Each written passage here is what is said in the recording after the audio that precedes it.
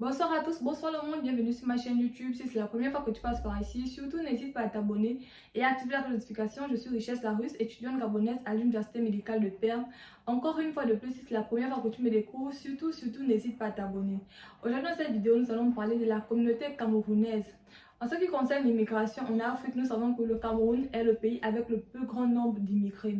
Généralement, on a tendance à dire que la communauté camerounaise, peu importe le pays dans lequel elle va immigrer, elle va réussir à s'en sortir, atteindre ses objectifs, réussir dans ce pays-là et réussir en Afrique. Mais ce que l'on ne vous dit pas, c'est le secret caché derrière cette réussite. Et aujourd'hui, dans cette vidéo, je vais venir vous dire le secret des Camerounais en ce qui concerne l'immigration à l'étranger. La communauté camerounaise est la première communauté à avoir compris que dans la vie, on ne peut pas suivre deux livres à la fois. Nos parents avaient pour habitude de nous le dire, mais bon, ça rentre par une oreille, ça ressort par l'autre.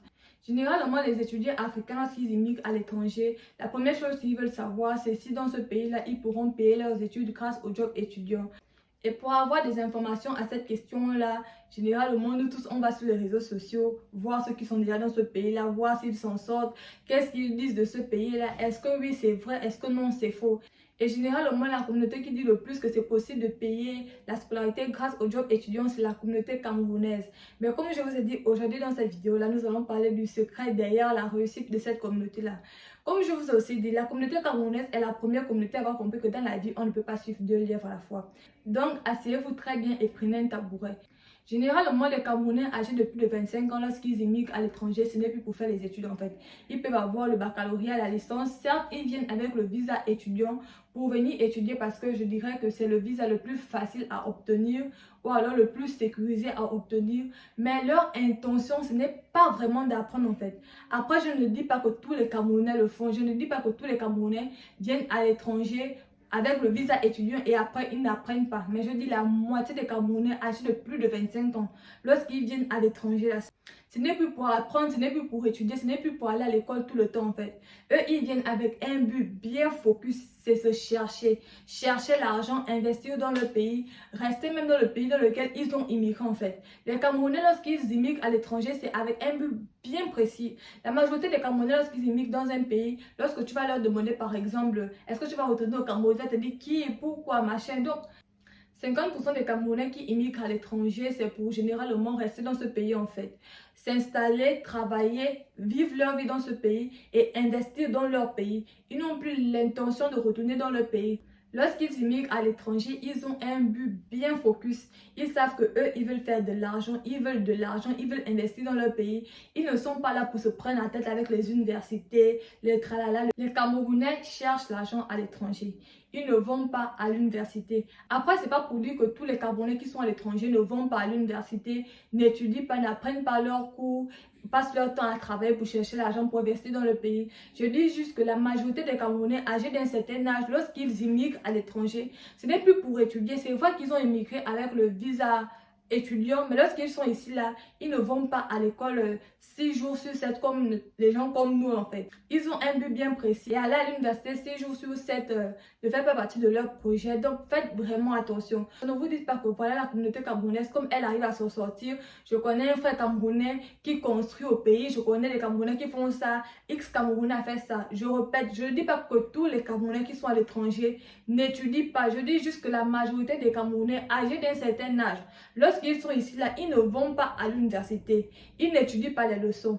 Tu verras quelqu'un dans la rue comme ça, tu vas demander à cette personne comment s'est passée la rentrée, elle va te dire, ah, par exemple, moi je ne suis pas allée là-bas. Quelqu'un va faire 1-2 semaines à la maison, alors que toi, tu es le genre de personne à ne même pas pouvoir manquer un seul jour de cours. Ce sera vraiment compliqué pour toi. Toi, depuis le pays, tu prends exemple sur cette personne, tu te diras que bon, comme elle a fait, moi aussi, je vais faire comme cette personne. Mais cette personne ne te aura pas dit qu'elle elle sera restée à la maison ou alors elle aura privilégié le travail que de l'université en fait.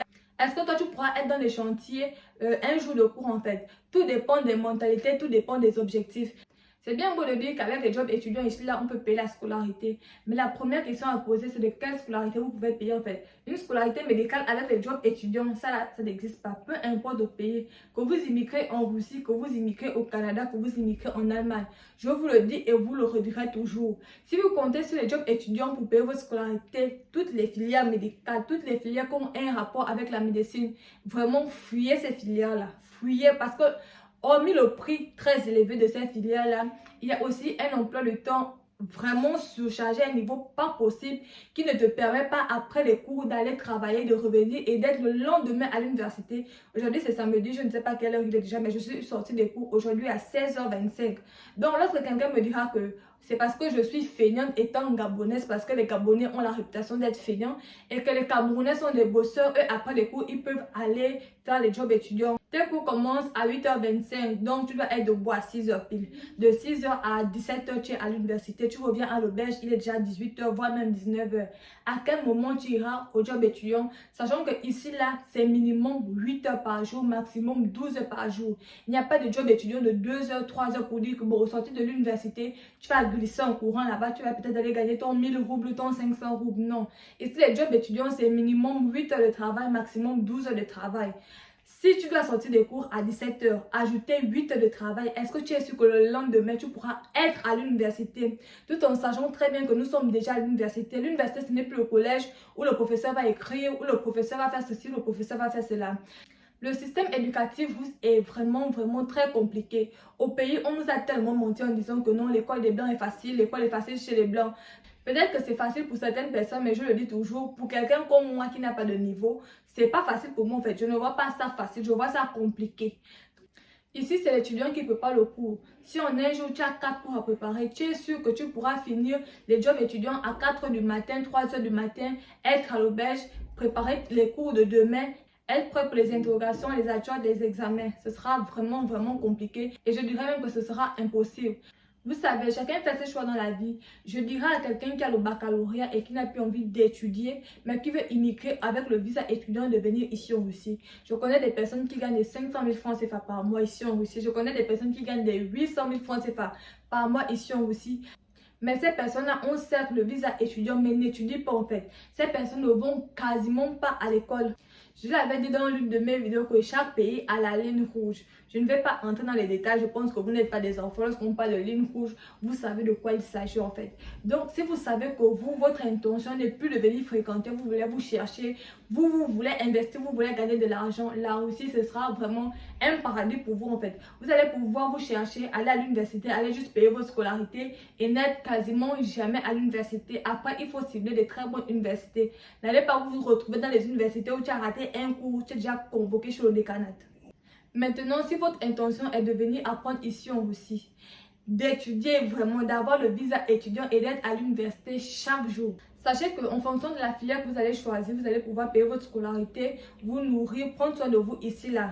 Mais ne pensez pas à un temps soit peu construire au pays. Si vous voulez vraiment être étudiant, ne pensez même pas à envoyer l'argent au pays en fait. Parce que ça là, ce sera quasiment impossible de dire que par année, vous allez payer votre scolarité, vous allez payer votre auberge, vous allez prendre soin de vous ici, là. Et après, vous allez peut-être envoyer 100 000 francs CFA par mois. Ça, ce sera impossible. Posez même 2 briques au sol dans votre pays, ce sera impossible si vous voulez vraiment étudier. Que l'on ne vous trompe pas, vous allez voir des gens dans des grandes villes, dans des appartements, dans des grandes voitures, en train de vous dire, voilà la Russie, c'est la bonne ville, la Russie. Un étudiant, lorsque tu le vois, tu sais qu'il est étudiant. Il n'a pas besoin de venir te dire qu'aujourd'hui j'étais au cours, hier j'étais au cours, les cours se sont passés comme ça. Quand tu vois la personne, tu sais immédiatement que c'est un étudiant. Vous venez ici, là, ceux qui viennent pour venir faire la licence, particulièrement, je m'adresse à vous parce que ceux qui viennent faire le master ici, là, en venant faire le master, vous devez savoir que vous n'allez pas aller à l'université tous les jours. Ça, c'est déjà même le programme de l'université. Hormis le fait que vous-même, vous allez décider de manquer les cours. Le programme de l'université, en ce qui concerne le cycle de master, il est vraiment souple. Vous n'allez pas à l'université tous les jours, vous pouvez aller quoi, 2 fois, 3 fois, voire même 1 fois par jour. Après, tout dépend des universités. Mais pour les personnes qui veulent venir faire la licence, étant moi-même en licence, je pourrais le dire ainsi, parce que en ce qui concerne la médecine, il n'y a pas de licence, il n'y a pas de master, ce sont des formations d'une certaine durée. La mienne, c'est 5 ans, je suis en 2e année, je sais de quoi je parle. La première année, lorsque j'étais en fac, je pensais qu'après les cours, je pourrais aller faire les jobs d'étudiant, revenir le lendemain, être à l'université. Ayant fait la première année à l'université, je ne parle pas de l'année de langue. Ceux qui sont sortis de l'année de langue, vous avez été contents, vous avez gagné de l'argent, vous avez pu travailler, vous avez pu manquer les cours. En année de langue, il n'y a pas de décanat qui va vous appeler pourquoi vous avez manqué les cours. Mais dès votre première année à l'université, vous manquez les cours durant 1 semaine, vous allez avoir une convocation. Il y a les rattrapages à faire, il y a les examens, il y a tellement de choses. Je pense que lorsqu'on dit Zachot, tout le monde est énervant en fait. Donc, tout cela pour dire que faites vraiment attention à vos choix. Ne suivez pas les gens pour les suivre en fait. Quelqu'un qui viendra vous dire que c'est tellement facile de s'en sortir en Russie, c'est archi faux et c'est extrêmement faux. Payer sa scolarité ici, là, grâce au job étudiant en fonction d'une certaine filière, c'est possible. Je le dis et je le redirai toujours. Je connais plusieurs personnes qui vont à l'université, qui sont des vrais étudiants, qui ont le visa étudiant, qui arrivent à payer leur scolarité. Mais comme je le dis et je le redirai toujours, faites le choix de la bonne filière. Quand quelqu'un va venir prendre la médecine, tu ne pourras pas payer tes études, peu importe la ville dans laquelle tu te trouves. Ici, à peine la scolarité, c'est 230 000 roubles. Une fois on vous dit que une scolarité s'élève à 200 000 roubles, sachez déjà que vous allez forcément avoir besoin de quelqu'un au pays pour vous aider à solder cette scolarité en fait. Parce qu'à l'étranger, il n'y a pas que la scolarité à payer. Il y a l'auberge, il y a le manger, il y a les tests médicaux, il y a le transport. Il y a tellement de choses qu'il faut prendre en considération que si on doit uniquement prendre la scolarité, même si vous soldez cette scolarité, vous n'allez pas dormir dans un foyer gratuitement. Vous allez devoir payer ce foyer en fait. Donc, si votre intention est de venir en Russie avec le visa étudiant, mais de ne pas étudier, et que vous vous demandez si la Russie, ce sera une bonne destination pour vous, sachez que la Russie, ce sera une très bonne destination pour vous. Vous allez pouvoir gagner les 600, 500, 400 000 francs CFA. Maintenant, si votre intention est d'étudier, d'être un véritable étudiant, oubliez déjà l'histoire d'investir au pays, d'aider la famille, de relever la famille au pays. Oubliez tout ça là. Vraiment, oubliez ça. Ce sera impossible pour vous. Vraiment impossible. Peu importe la filière que vous allez choisir. Si vous prenez une filière à 150 000 euros, vous allez pouvoir payer cette filière-là. Vous allez pouvoir payer le foyer. Vous allez pouvoir prendre soin de vous. Mais vous ne pourriez pas envoyer l'argent au pays pour pouvoir prendre soin de votre famille. En fait, ce sera quasiment impossible. Même pas quasiment impossible, ce sera impossible.